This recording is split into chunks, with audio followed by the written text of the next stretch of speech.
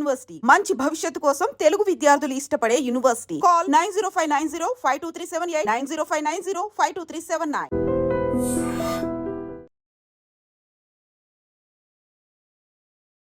Welcome to iDream.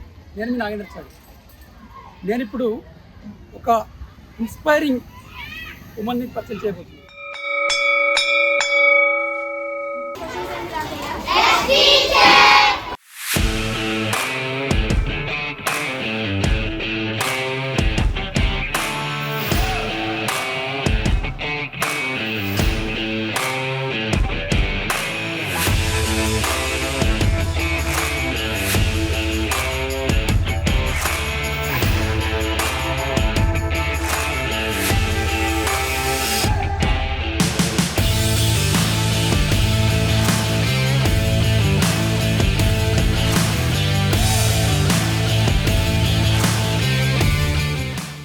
అయితే ఇప్పుడు మనతో పాటు శిరీష సహోపాధ్యాయులు ఉన్నారు.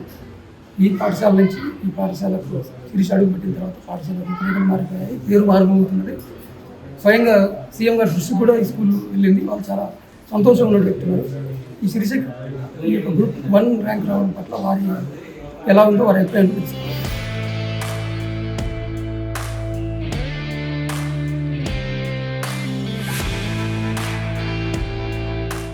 జ్యోతి మేడం అనుకున్నాను, గోల్స్ అన్నీ రీచ్ అవ్వాలని అనుకుంటున్నాను. All the best madam. Thank you madam. ఏంటంటే గవర్నమెంట్ స్కూళ్ళల్లోనే చదువుతూ ఈ ఉన్నతమైన స్థాయిని సాధించడం అనేది మంచి ఆనందంగా ఉన్నది. దీన్ని గవర్నమెంట్ స్కూల్లో చదువుతున్న పిల్లలందరికీ మనం రోల్ మోడల్గా చెప్పవచ్చు. మా పాఠశాలకు శిరీష గారు ముందు స్కూల్ అసిస్టెంట్గా జాయిన్ అయ్యారు సోషల్. అయితే మాకు అప్పుడే చాలా సంతోషం వేసింది, ఎందుకంటే మాకు స్కూల్ అసిస్టెంట్ పోస్టు ఖాళీగా ఉంది. మేము చాలా బాధపడుతున్నాం. ఈ సందర్భంలో మేడం అంటే అందరు మేడమ్స్తో కలిసిపోయి మేడం చాలా అంటే డిసిప్లిను, తన వర్క్ తను చేసుకుంటూ పిల్లలతోనే మంచిగా లెసన్ చెప్తూ ఉండేది. తర్వాత శిరీష మేడం గురించి మేము విద్యార్థులకు చెప్పాము, రోల్ మోడల్గా ఉండాలి నాన్న. మేడం గారు ఫాదర్ మదర్ కూడా మామూలు పనులు చేసుకొని చదువుకుందా మేడం. శిరీష మా స్కూల్లో ఈ ఎగ్జామ్స్ ముందు జాయిన్ అవ్వడం అనేది మా పిల్లల అదృష్టంగా కూడా భావిస్తున్నాను. ఇంతకుముందు కూడా నేను ప్రతిరోజు ఏమైనా ఎగ్జాంపుల్గా చెప్తూ ఉండేవాళ్ళం పిల్లలకి. ఏదో గవర్నమెంట్ స్కూల్లో చదివి ఇంత స్థాయికి రావడం చాలా ఈజీ, కష్టపడాలి మీరు, మేడంని ఇన్స్పిరేషన్గా తీసుకోండి అని ప్రతిరోజు చెప్తుంటాను.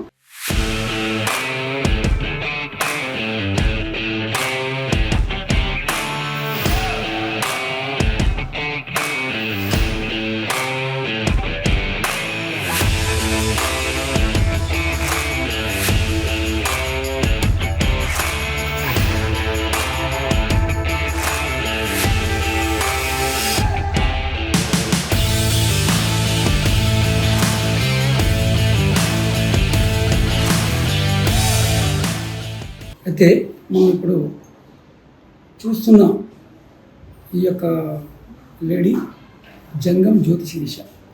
ఈమె నిరుపేద కుటుంబంలో జన్మించి తండ్రి తాపీ మేస్త్రి పనిచేస్తుంటే కష్టమైన పనిని ఇష్టంగా పెంచుకొని ఎలాంటి ఆర్థిక వనరు లేకపోవడంతో ప్రభుత్వ పాఠశాలలో గుంట్ల పాఠశాలలో చదువుకొని 1 కాదు 2 కాదు 5 ప్రభుత్వ ఉద్యోగాలు సాధించింది. రీసెంట్గా గ్రూప్ 1 ఉద్యోగానికి ఎంపికైంది. అయితే చాలామంది 2-3 ఉద్యోగాలు రావచ్చు, 3 ఉద్యోగాలు రావచ్చు, కానీ అందరిలోకెల్లా ఈమె ఆదర్శమైన యువతను ఎందుకు చెప్పాల్సి వస్తుందంటే ఆమె ఎదుర్కొన్న కష్టాలు, ఫేస్ చేసిన అనుభవాలు చాలా బాధాకరంగా చాలా గొప్పగా ఉన్నాయి.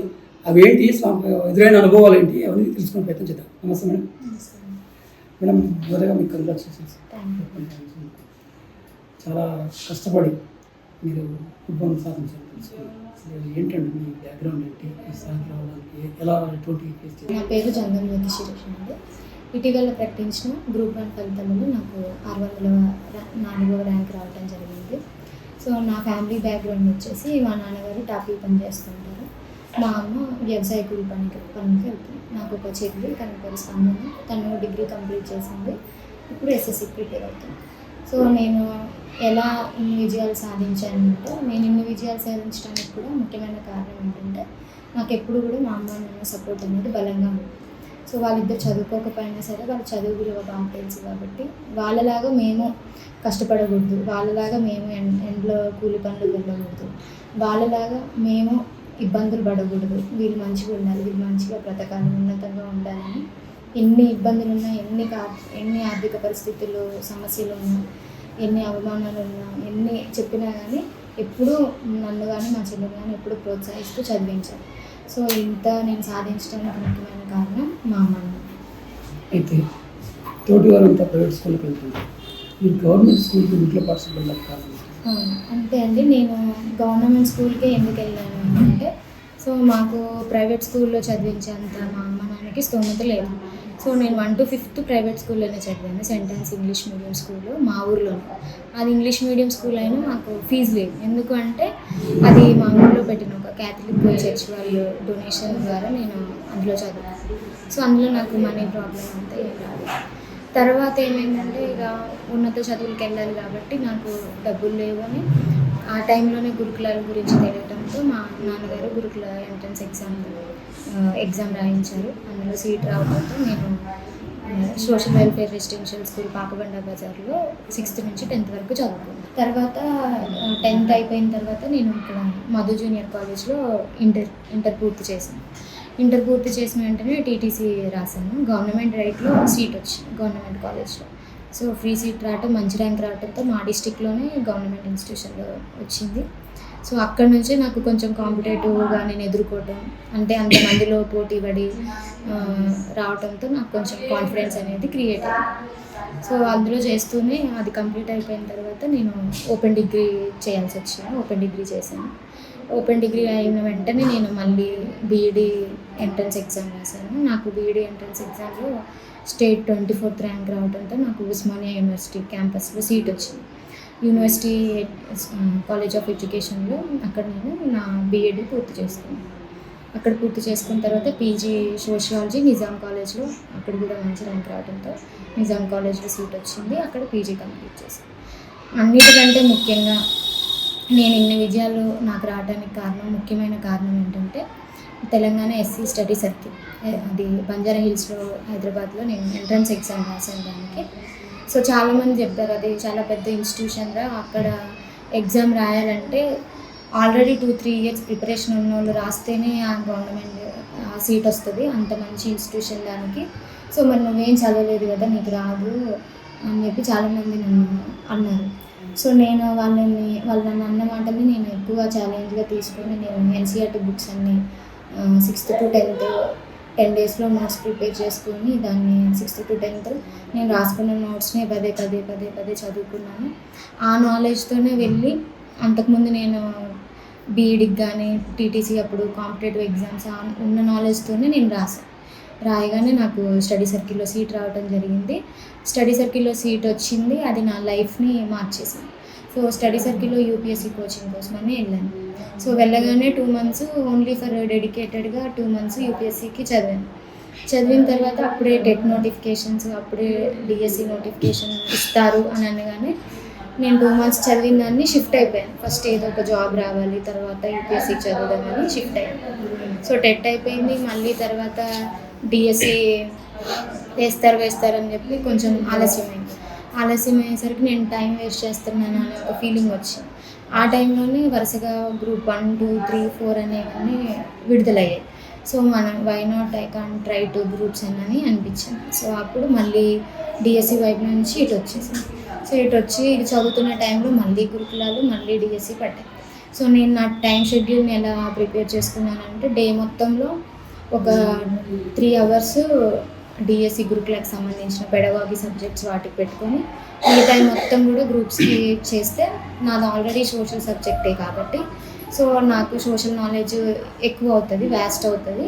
సో ఇది నాకు డిఎస్సి కానీ గురుకుల కానీ వస్తుంది అన్న కొంచెం, అంటే వస్తుంది కానీ ఓవర్ కాన్ఫిడెన్స్ కాదు, కానీ నేను అటెంప్ట్ చేయగలుగుతాను అని నాకు ఒక ఫీలింగ్తో 3 hours మాత్రమే పెడగాగికి పెట్టుకొని మిగతాదంతా నేను దీనికి ఫస్ట్ నేను గ్రూప్ 4 రాశాను, తర్వాత టీజీటీ గురుకుల రాశాను. 2 ఒకేసారి రావడంతో నేను మా ఆర్థిక సమస్యల దృష్ట్యా నేను టీజీటీ గురుకులా జాయిన్ అయ్యాను. దాంట్లో జాయిన్ అయిపోయే ముందే డిఎస్సి రాసి అక్కడ జాయిన్ అయ్యాను. సో ఆ రిజల్ట్ కోసం ఎదురు చూస్తూనే చదువుతున్నాను. ఆ టైంలోనే గ్రూప్ 1 ప్రిలిమ్స్ నేను క్వాలిఫై అయ్యాను కాబట్టి మెయిన్స్కి కూడా దొరికిన టైంలో, లీజర్ టైంలో ఇంటికి వెళ్ళిన తర్వాత గ్రూప్ 1కి మెయిన్స్కి చదువుతూ వచ్చాను. తర్వాత అక్టోబర్ 15 వరకు నేను గురుకులాలో చేసి అక్టోబర్ 16th మా జెడ్పీహెచ్ఎస్ గర్ల్స్ వైరా స్కూల్లో జాయిన్ అవ్వడం జరిగింది.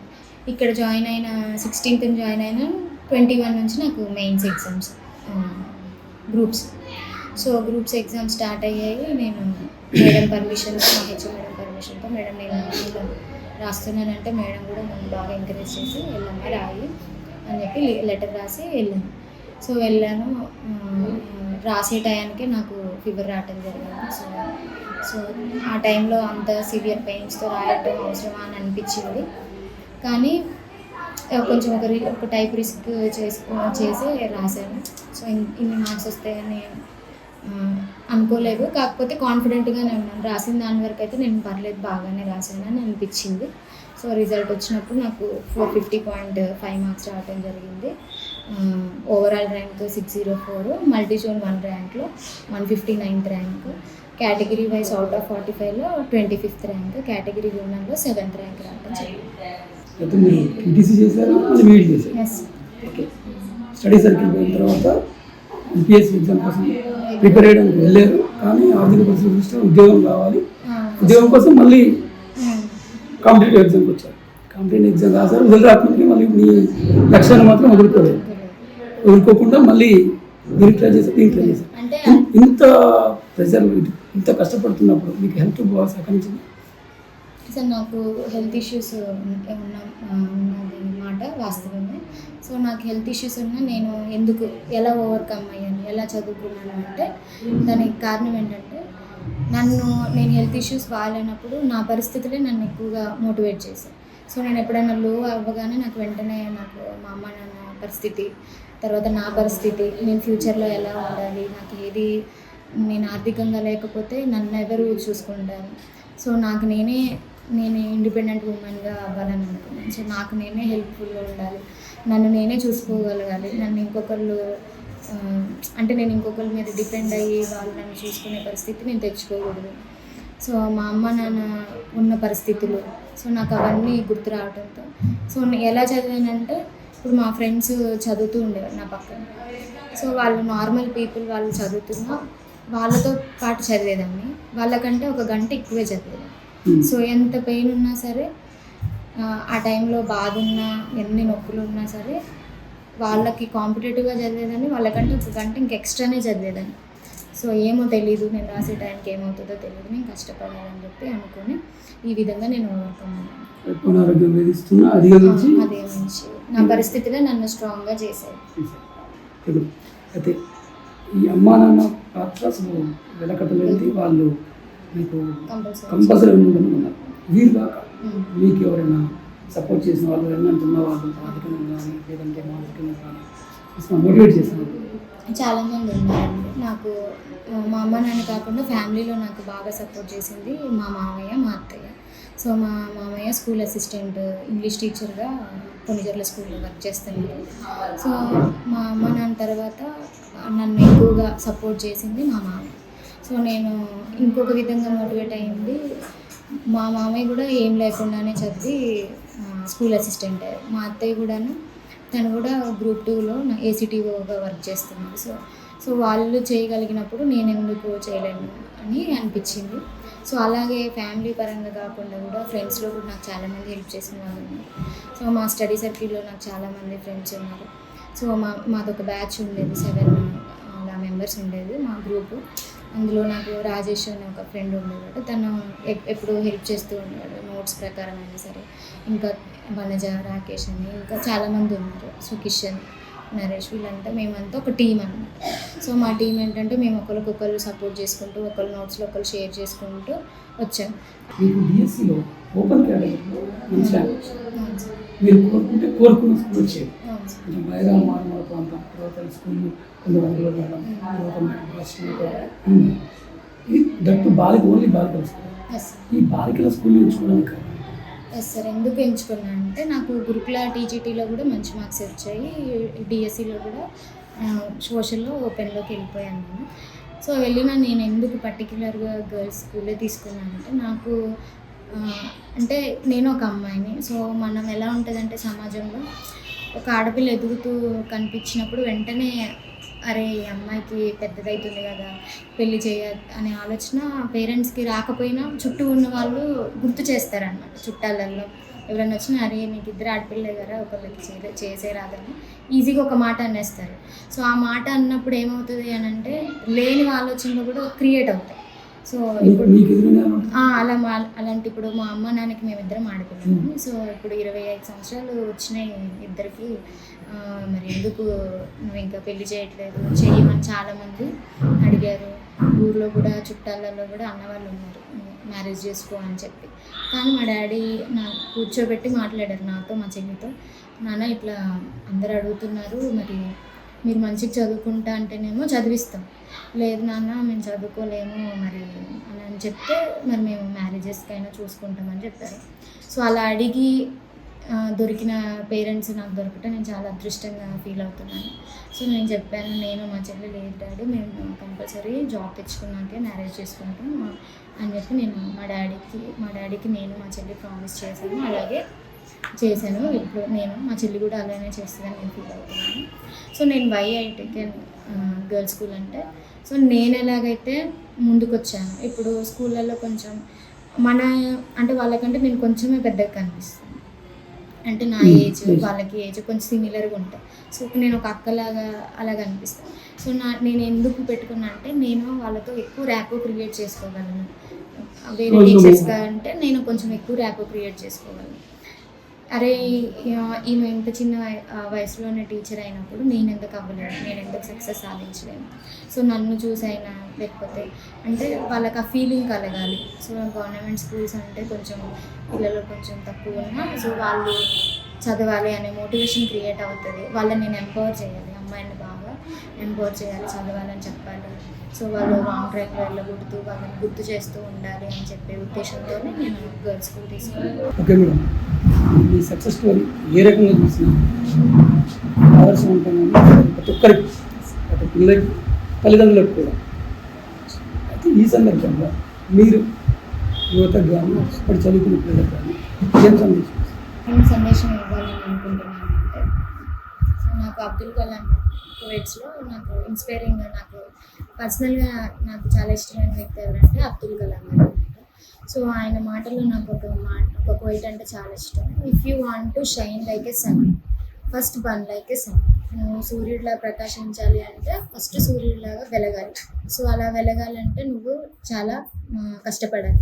సో అలా కష్టపడితే హార్డ్ వర్క్ నెవర్ గోస్ అన్రివార్డెడ్ అంటారు. అంటే మనం పడ్డ కష్టం ఖచ్చితంగా ఒకరోజు మనకి ఫలితాన్ని ఇస్తుంది. సో నేను ఇంత సక్సెస్ అవుతాను, నన్ను సీఎం గారు గుర్తించే స్థాయికి నేను వెళ్తానని నేను ఎప్పుడూ అనుకోలేదు. సో నేను పడిన కష్టానికే ఈ అప్రిషియేషన్ వచ్చిందని నేను అనుకుంటున్నాను. అంటే నేను ఏమని చెప్పాలనుకుంటున్నానంటే మనం పడ్డ కష్టానికి ఒకరోజు కంపల్సరీ ఫలితం ఉంటుంది కాబట్టి సో ఆ రోజు వరకు మనం ఎదురు చూస్తూ మనం కంపల్సరీ గట్టిగా ప్రిపేర్ అవుతే అందరూ సక్సెస్ అవుతారని నేను అనుకుంటున్నాను. సో వాళ్ళు అరే నోట్స్ చదువురా, ఈ పీడిఎఫ్స్ చూసుకో, ఒకసారి క్వశ్చన్ అండ్ ఆన్సర్స్ చూసుకో అని చెప్తూ ఎంకరేజ్ చేశాను. ఇప్పుడు మా స్టడీ సర్కిల్లో ఉన్న డైరెక్టర్ సార్ పేరు నరసింహారెడ్డి సార్ కూడా నన్ను బాగా మోటివేట్ చేస్తూ వచ్చారు. ముందు ఉన్న సార్ వాళ్ళు ఉండరు, నాకు వేణుగోపాల్ సార్ కానీ తర్వాత శ్రీధర్ సార్ కానీ వీళ్ళంతా ఇప్పుడు నన్ను ఎంకరేజ్ చేశారు. ఇంకా ఫ్రెండ్స్లో నాకు 10th ఇంటర్ ఇంకా మా ఫ్రెండ్స్ నైమా విజయ్ వీళ్ళంతా కూడా హెల్ప్ చేస్తూనే వచ్చారు. అంటే ఫ్యామిలీతో పాటు స్ట్రాంగర్ ఫ్రెండ్షిప్ వీళ్ళు ఉండటం వల్ల నాకు కొంచెం హెల్ప్ అయింది. మొత్తం మీద చిన్నప్పటి నుంచి ఉన్నతం కావాలి, మంచి ఉద్యోగం కావాలి లక్ష్యానికి మీ మామయ్య యొక్క ఇన్స్పిరేషన్కి మీ ఫ్రెండ్స్ యొక్క సహకారానికి సాధ్యమైంది. వాళ్ళందరికీ నేను ఎప్పటికీ కృతజ్ఞతగా ఉంటాను. మీ ఫ్రెండ్స్కి వచ్చింది జాబ్ మా స్టడీ సర్కిల్లో ఇప్పటికీ చాలామందికి జాబ్స్ వచ్చాయి. అందులో డీసీ వచ్చిన వాళ్ళు, డిఎస్పీ వచ్చిన వాళ్ళు ఉన్నారు. సో ఆల్మోస్ట్ చాలా మందికి వచ్చాయి. మా బ్యాచ్ అయితే మా గ్రూప్ బ్యాచ్కి అయితే అందరికీ వచ్చాయి. మా 7 మెంబర్స్కి వచ్చాయి.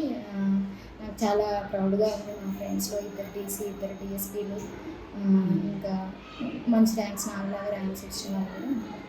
So I'm very proud of them. So నేను ఆ టైంలో నాకు కొంచెం హెల్త్ బాగుండలేదు, కొంచెం మంచిగా రాసింటే నాకు కూడా ఒక మంచి పోస్ట్ వచ్చింది. ఓకే, తర్వాత మీరు ఈ యొక్క విజయ పరంపర తెలుసుకున్న సీఎం గారు మీరు స్పందించారు. ఆత్మస్థైర్యం అంటే ట్విట్టర్ ట్వీట్ చేశారు. మీకేమన్నా సీఎం గారు అంటే సార్ నాకు సీఎం వాళ్ళ నుంచి ఒక పోస్ట్ అయితే వచ్చింది, బట్ సీఎం రేవంత్ రెడ్డి గారు నన్ను అప్రిషియేట్ చేశారని. సో నాకు ఎలా అనిపించింది అంటే ఒక డ్రీమ్గా అనిపించింది. నా ముందు జరుగుతుందంతా నిజమేనా అన్నట్లు అనిపించింది. ఎక్కడో మారుమూల ఉన్న నన్ను సార్ గుర్తించి నన్ను అభినందించడం నేను చాలా ప్రౌడ్గా ఫీల్ అవుతున్నా, హ్యాపీగా ఫీల్ అవుతున్నా. నా తరపున, మా కుటుంబ సభ్యుల తరపున, మా ఫ్రెండ్స్ తరపున నేను అందరి తరపున ధన్యవాదాలు చెప్పాలనుకుంటున్నాను. సో ఇలాగే సార్ మమ్మల్ని ఎంకరేజ్ చేసినట్టు అందరినీ ఎంకరేజ్ చేయాలని ఈ ఎగ్జామ్ ప్రిపరేషన్లో భాగంగా జాబ్ చేస్తూనే ప్రిపరేషన్ టైంలో జాబ్ చేస్తున్నాను. ఈ స్కూల్ ఎగ్జామ్ స్టాఫ్ నుంచి ఎలాంటి సహకారం ఉంది? సార్ నేను ఇక్కడ మా madam HM madam Malleswari madam. So నేను రాగానే మేడం నాకు ఇలా ఎగ్జామ్ ఉందని చెప్పగానే మేడం ఓకే అమ్మ పర్వాలేదు, నువ్వు ఇప్పుడే జాయిన్ అయ్యావు కదా, సరే మరి వెళ్ళి రాయి అంటే లెటర్ పెట్టేసి వెళ్ళి రాయి అని చెప్పారు. చాలా సపోర్ట్ చేశారు. ఆ టైంలో నేను రాయాలా వద్దా, జాయిన్ అయిన వెంటనే లీవ్ పెట్టి వెళ్ళడం కరెక్టేనా అని చాలా నాకు డౌట్స్ ఉన్నాయి. ఆ డౌట్స్ అన్నింటినీ మేడం తీసేసి నన్ను బాగా ఎంకరేజ్ చేసి రాయించారు. అలాగే జాయిన్ అయిన తర్వాత కూడా అప్పటికి మేడంకి నా పరిస్థితులు అన్నీ తెలుసు కాబట్టి, సో ఫస్ట్ నువ్వు అసలు ఏం చదువుకోవాలనుకున్నారా అంటే యూపీఎస్సీ మేడం అని చెప్పాను. సో మేడం నన్ను ఎప్పుడు ఒక్కొక్కసారి అయితే పేరు పెట్టి కూడా కలెక్టర్ అమ్మ ఇటు రా అని చెప్పి అంటారు. సో అంటే నాకు గుర్తు చేస్తూ ఉంటారు, నువ్వు అది చెయ్యాలి, నువ్వు కలెక్టర్ అవ్వాలి అని చెప్పి నన్ను గుర్తు చేస్తూ ఉంటారు. తర్వాత మా స్టాఫ్, ఇక్కడ ఉన్న స్టాఫ్ అయితే అసలు అందరూ సపోర్టివ్ స్టాఫే నాకు దొరికారు. నేను చాలా అదృష్టంగా ఫీల్ అవుతున్నాను ఇంత మంచి స్టాఫ్తో నేను వర్క్ చేయడం. సో మేడం అంటారు, నీకు లీజర్ పీరియడ్ ఉంటే నువ్వు వెళ్ళి లైబ్రరీలో కూర్చొని చదువుకో, లీజర్ పీరియడ్ని నువ్వు ఎలా యూజ్ చేసుకోవాలో అలా యూజ్ చేసుకో, అలాగని నీ టీచింగ్ ప్రొఫెషన్స్ని మాత్రం వదలకూడదు, నీ వృత్తి ధర్మం చేస్తూనే నీకు దొరికిన సమయంలో నువ్వు చదువుకోవాలని చెప్పి నన్ను ఎప్పుడు ప్రోత్సహిస్తాను మా ఇచ్చిన.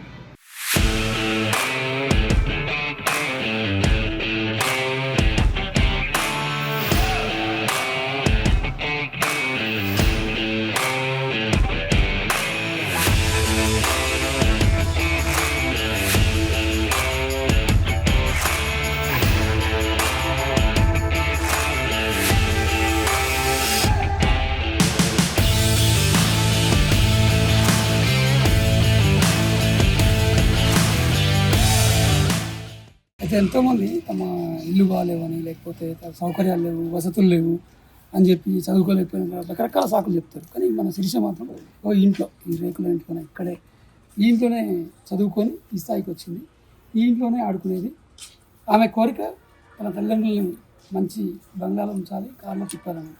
ఇన్నాళ్ళకి ఆమె చదువు అనే ఆయుధంతో, చదువు అనే పెట్టుబడితో చదువుకొని అన్నీ సాధించింది. ఇప్పుడు సొంత కారు కాదు, గవర్నమెంటే ఆమె పెద్ద కారు కాన్వాయ్ పెట్టే పొజిషన్కి వచ్చింది.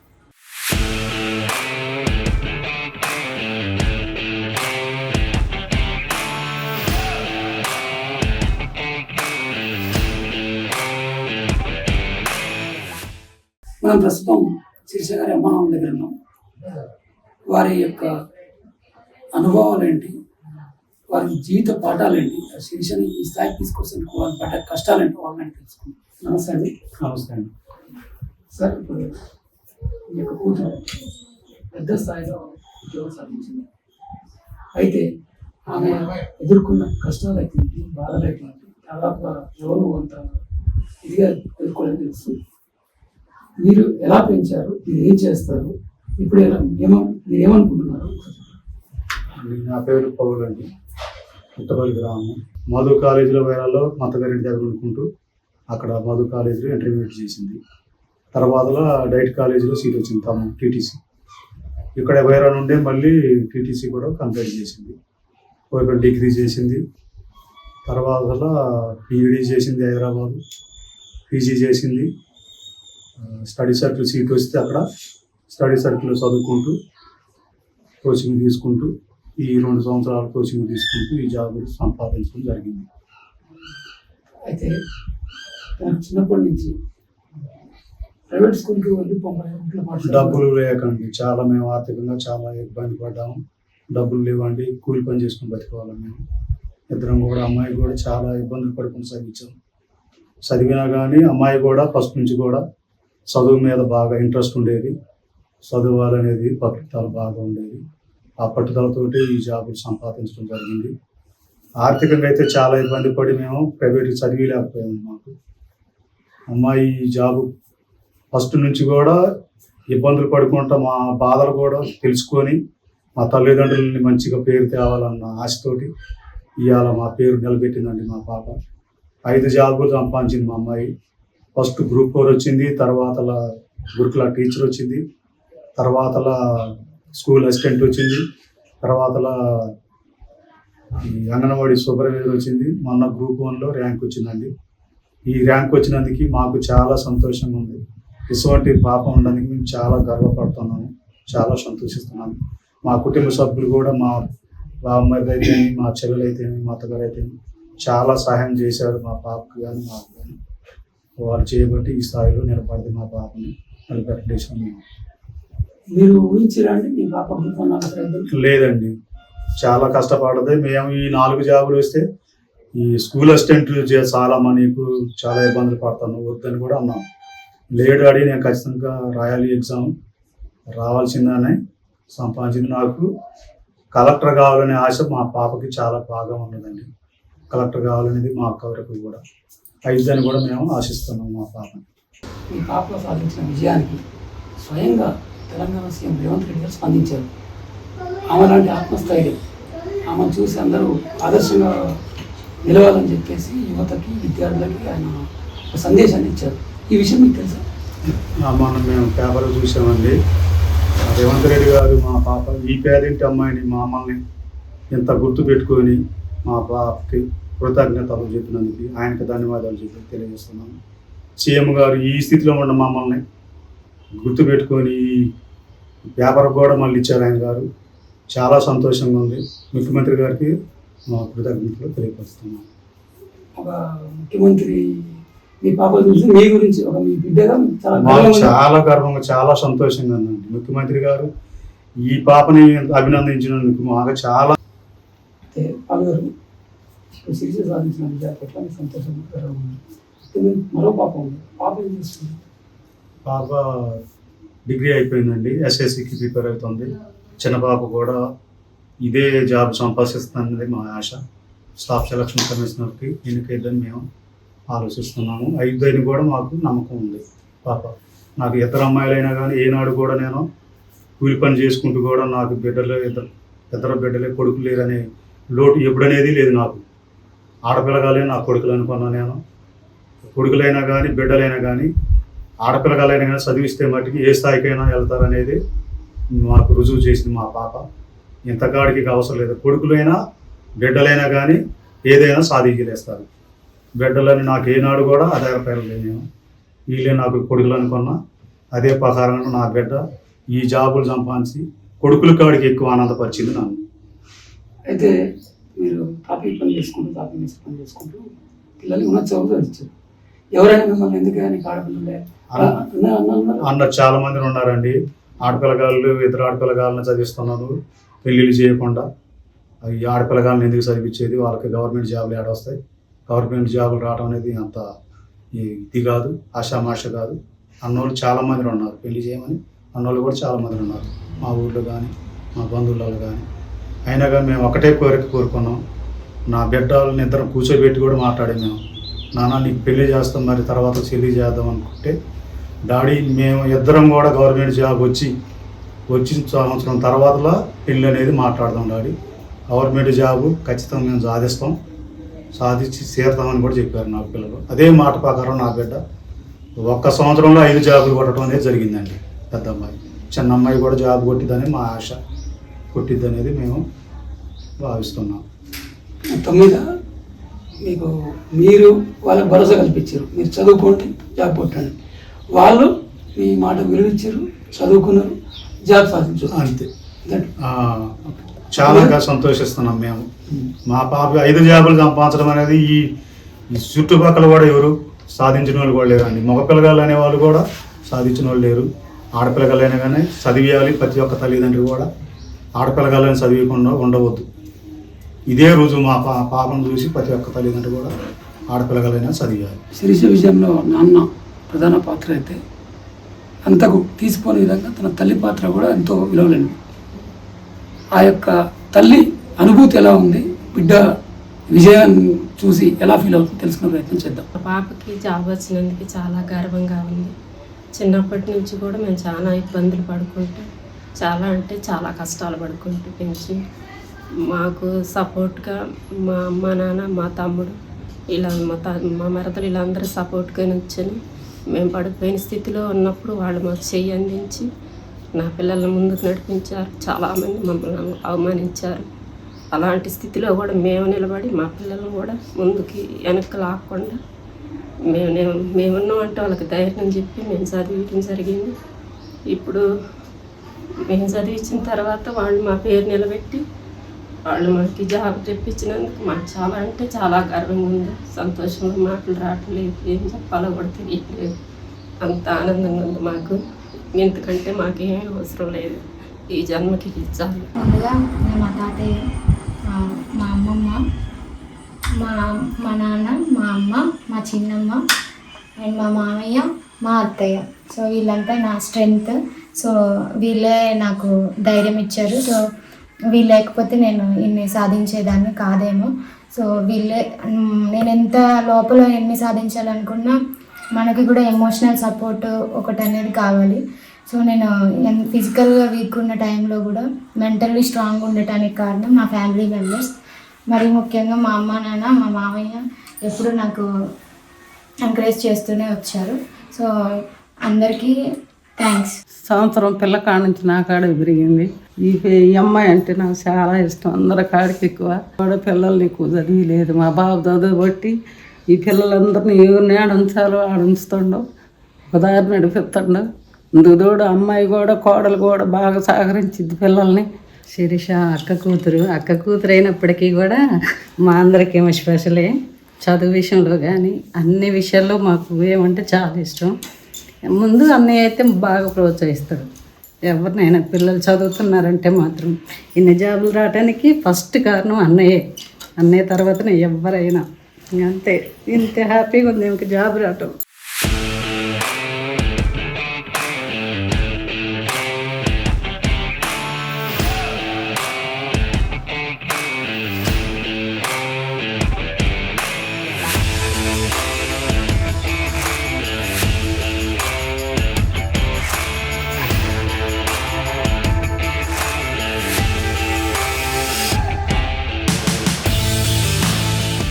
ఎదిరించి అధిగమించి విజయం సాధించింది. ఇప్పుడు చెప్పండి, నేను ముందుగా ఒక వీర వనితను పరిచయం చేయబోతున్నాను చెప్పాను కదా, ఆమె వీర వనిత కాదా? మీరు కామెంట్ రూపంలో తెలియజేయండి.